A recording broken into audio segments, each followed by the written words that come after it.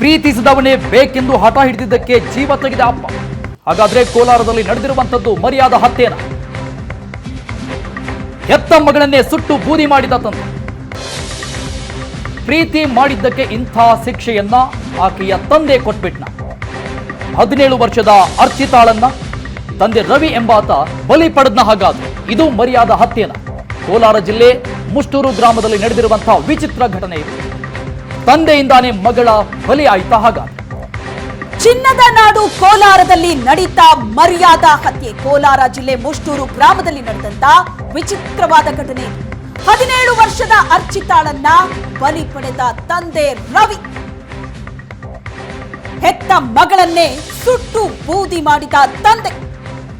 ವರಸೆಯಲ್ಲಿ ಅಣ್ಣ ಆಗೋನನ್ನೇ ಪ್ರೀತಿಸಿದ್ದಂತಹ ಮಗಳು ಆತನನ್ನೇ ಮದುವೆ ಆಗೋದಾಗಿ ಆರಂಭದಲ್ಲಿ ಹಠ ಹಿಡಿತಾಳೆ. ಆದ್ರೆ ಆಕೆ ಮನವೊಲಿಸಿ ಬೇರೊಂದು ಮದುವೆಯನ್ನ ಮಾಡಿರ್ತಾರೆ.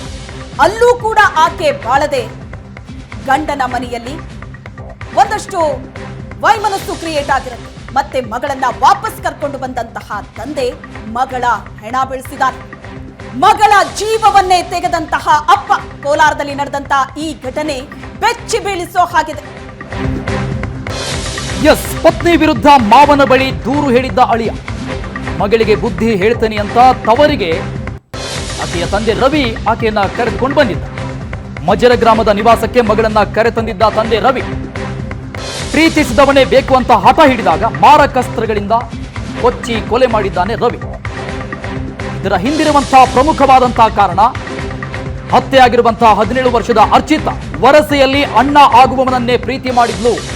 ಈ ಸಂಬಂಧಪಟ್ಟಂಗೆ ಅವರ ತಂದೆ ಅನೇಕ ಬಾರಿ ಆಕೆಗೆ ತಿಳಿ ಹೇಳಿದ್ರು. ಇಷ್ಟಾದ್ರೂ ಕೂಡ ಬೇರೆ ಮದುವೆಯನ್ನ ಮಾಡಿದ್ರೂ ಕೂಡ ಪ್ರೀತಿ ಮಾಡಿದವನೇ ಬೇಕು ಅಂತ ಅರ್ಚಿತಾ ಹಠ ಹಿಡಿದಿದ್ರು. ಹೀಗಾಗಿ ಪತ್ನಿಯ ವಿರುದ್ಧ ಮಾವನ ಬಳಿ ಅರ್ಚಿತಾಳ ಗಂಡ ರವಿ ಬಳಿ ದೂರನ್ನ ಹೇಳಿದ್ದ. ಮಗಳಿಗೆ ಬುದ್ಧಿ ಹೇಳ್ತೇನೆ ಅಂತ ತವರಿಗೆ ಆಕೆಯ ತಂದೆ ರವಿ ಕರೆದುಕೊಂಡು ಬಂದಿದ್ದ. ಮೇ 21ರಂದು ನಡೆದಿದ್ದಂತ ಹತ್ಯೆ ಈಗ ತಡವಾಗಿ ಬೆಳಕಿಗೆ ಬಂದಿದೆ. 17 ವರ್ಷದ ಅರ್ಚಿತಾ ವರಸೆಯಲ್ಲಿ ಅಣ್ಣ ಆಗೋನನ್ನೇ ಪ್ರೀತಿ ಮಾಡಿದ್ಲು. ಮಗಳಿಗೆ ತಿಳುವಳಿಕೆ ಹೇಳಿ ತಂದೆ ರವಿ ಬೇರೊಂದು ಮದುವೆ ಮಾಡಿರ್ತಾರೆ. ಫೆಬ್ರವರಿಯಲ್ಲಿ ಆದಂತ ಮದುವೆ. ಆದ್ರೆ ಅಲ್ಲೂ ಕೂಡ ಆಕೆ ಬಾಳ್ತಾ ಇರಲಿಲ್ಲ. ಪತ್ನಿ ವಿರುದ್ಧ ಮಾವನ ಬಳಿ ಅಳಿಯ ದೂರನ್ನ ಹೇಳಿದ್ದ. ಮಗಳಿಗೆ ಬುದ್ಧಿ ಹೇಳ್ತೀನಿ ಅಂತ ಮಗಳನ್ನ ವಾಪಸ್ ಕರ್ಕೊಂಡು ಬರ್ತಾನೆ ತಂದೆ ರವಿ. ಮೇ ತಿಂಗಳಲ್ಲಿ ಆಕೆಯ ಹತ್ಯೆಯಾಗಿರುತ್ತೆ. ಮೇ 21ರಂದು ನಡೆದಿದ್ದಂತಹ ಹತ್ಯೆ. ಅಕ್ಟೋಬರ್ನಲ್ಲಿ ದೂರನ್ನ ದಾಖಲಿಸ್ತಾರೆ. ಯಾರು? ಹತ್ಯೆ ಮಾಡಿದಂತಹ ತಂದೆ. ಯಾಕಂದ್ರೆ ಊರವರೆಲ್ಲ ಕೇಳೋದಕ್ಕೆ ಶುರು ಮಾಡ್ತಾರೆ, ಮಗಳೆಲ್ಲಿ ಅಂತ. ಆದ್ರೆ ತಂದೆ ಹೇಳ್ತಾ ಇದ್ದದ್ದು ಮಗಳು ತಪ್ಪಿಸ್ಕೊಂಡಿದ್ದಾಳೆ ಅಂತ. ಆದ್ರೆ ಊರವರೆಲ್ಲ ಕೇಳೋದಕ್ಕೆ ಶುರು ಮಾಡಿದಾಗ ಹೋಗಿ ಅಕ್ಟೋಬರ್ 17ರಂದು ನಂಗಲಿ ಪೊಲೀಸರಿಗೆ ದೂರನ್ನ ಕೊಡ್ತಾರೆ. ಮಗಳು ನಾಪತ್ತೆ ಆಗಿದ್ದಾಳೆ ಅಂತ ಪೊಲೀಸರ ಮುಂದೆಯೇ ತಂದೆ ನಾಟಕ ಆಡ್ತಾರೆ. ಆದ್ರೆ ಪೊಲೀಸರ ತನಿಖೆ ಸಂದರ್ಭದಲ್ಲಿ ತಂದೆಯೇ ಕೊಲೆ ಮಾಡಿದ್ದಾರೆ ಅನ್ನೋದು ಈಗ ಬೆಳಕಿಗೆ ಬಂದಿದೆ. ತಂದೆಯಿಂದಲೇ ಮಗಳ ಕೊಲೆ ಆಗಿರ್ತಕ್ಕಂಥ ಘಟನೆ ಕೋಲಾರ ಜಿಲ್ಲೆ ಮುಳಬಾಗಿಲು ತಾಲೂಕಿನ ಮುಷ್ಟೂರು ಗ್ರಾಮದಲ್ಲಿ ನಡೆದಿದೆ. ನಂಗ್ಲಿ ಪೊಲೀಸ್ ಠಾಣಾ ವ್ಯಾಪ್ತಿಯಲ್ಲಿ ಒಂದು ಘಟನೆ ನಡೆದಿದೆ. ಅಂದರೆ ಕಳೆದ ಈ ವರ್ಷದ 5ನೇ ತಿಂಗಳಷ್ಟೇ ಈ ಒಂದು ಕೊಲೆ ನಡೆದಿರ್ತಕ್ಕಂಥದ್ದು. ಆದರೆ ಈ ಒಂದು ಪ್ರಕರಣ ತಡವಾಗಿ ಬೆಳಕಿಗೆ ಬಂದಿರತಕ್ಕಂಥದ್ದು. ಅಂದರೆ ತಂದೆ ಏನು ಒಂದು ಮೂಕ ಅರ್ಜಿ ಕೊಟ್ಟಿರ್ತಾರೆ. ನನ್ನ ತಂದೆಯನ್ನು ವಿರೋಧಿಸಿ ಗ್ರಾಮದ ಕೆಲವೊಬ್ಬರು ಮೂಕ ಅರ್ಜಿಯನ್ನು ಕೊಟ್ಟಿರ್ತಾರೆ. ಇಲ್ಲಿ ಕೊಲೆ ನಡೆದಿದೆ ಅನ್ನುವಂಥ ವಿಚಾರ. ಇದರ ಬೆನ್ನಲ್ಲೇ ತಂದೆಯೂ ಸಹ ನನ್ನ ಮಗಳು ಕಾಣೆಯಾಗಿದ್ದಾಳೆ ಅನ್ನುವಂತಹ ದೂರನ್ನು 10ನೇ ತಿಂಗಳಲ್ಲಿ ನಂಗ್ಲಿ ಪೊಲೀಸ್ ಠಾಣೆಯಲ್ಲಿ ದೂರನ್ನು ಕೊಟ್ಟಿರ್ತಾರೆ. ಈ ವಿಚಾರವಾಗಿ ತನಿಖೆಯನ್ನು ಬೆನ್ನತ್ತಿದಂತಹ ಪೊಲೀಸರು ಪ್ರಕರಣವನ್ನು ದಾಖಲಿಸಿಕೊಂಡು ತನಿಖೆಯನ್ನು ನಡೆಸಿದಂಥ ಬಳಿಕ ಈ ಒಂದು ಘಟನೆ ಬೆಳಕಿಗೆ ಬಂದಿದೆ. ಇದರ ಜೊತೆಗೆ ಕೋಲಾರದಲ್ಲಿ ಮತ್ತೊಂದು ರೀತಿಯಾದಂತಹ ಮರ್ಯಾದೆ ಹತ್ಯೆ ಅನ್ನುವಂಥದ್ದನ್ನು ನಾವಿಲ್ಲಿ ಗಮನಿಸ್ಬೋದಾಗಿರ್ತಕ್ಕಂಥದ್ದು. ಸಾಕಷ್ಟು ಅನುಮಾನ ಇದೆ. ನೀವು ಗಮನಿಸ್ತಾ ಇದ್ದೀರಾ, ಇದೇ ಒಂದು ಸ್ಥಳದಲ್ಲಿ ಮಗಳನ್ನು ಸುಟ್ಟು ಕೊಲೆ ಮಾಡಿರ್ತಕ್ಕಂತಹ ಘಟನೆ.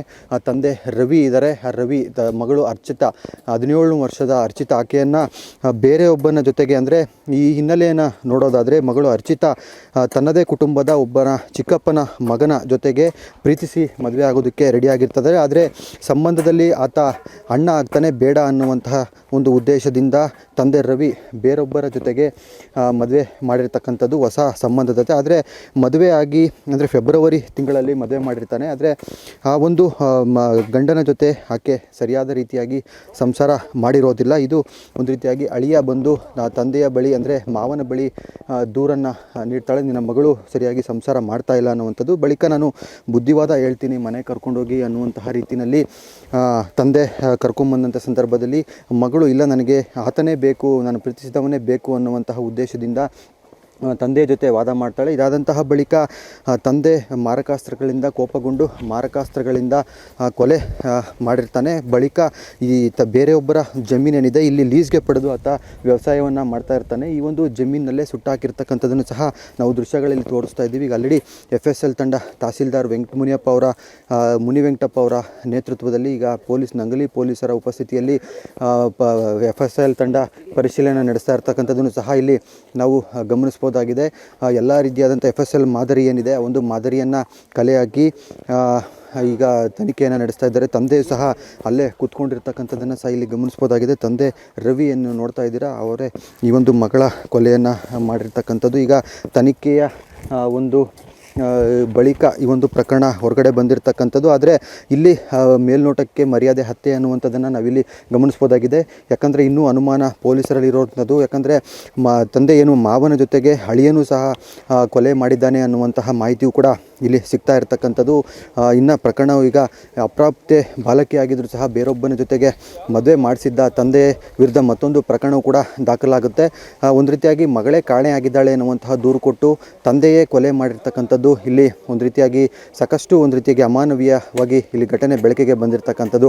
ಕ್ಯಾಮ್ರಾ ಪರ್ಸನ್ ಶ್ರೀನಿವಾಸ್ ಜೊತೆ ದೀಪಕ್, ಏಷ್ಯಾನೆಟ್ ಸುವರ್ಣ ನ್ಯೂಸ್, ಕೋಲಾರ.